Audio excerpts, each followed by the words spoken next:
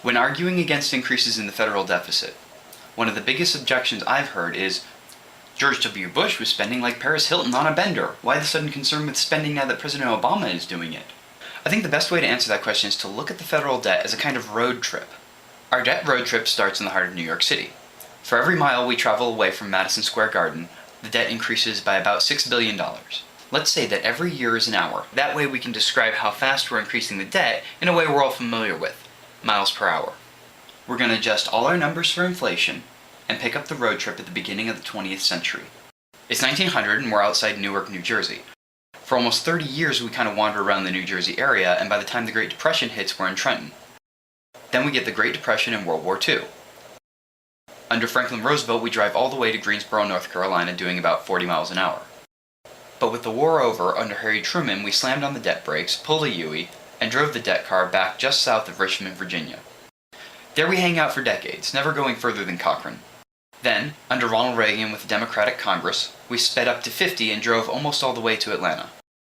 Under H.W. Bush and with the Democratic Congress, we were doing 63 and ended up just past Tuscaloosa. Then, under Clinton and with the Republican Congress, we slowed down to about 18, which brought us just outside Jackson, Mississippi. Under George W. Bush and with the Republican Congress, we sped back up to 64, taking us a little bit past the Dallas-Fort Worth area. This was the fastest the debt car had ever gone in history. At which point, Bush got out of the driver's seat and Obama got in, and we started going backwards.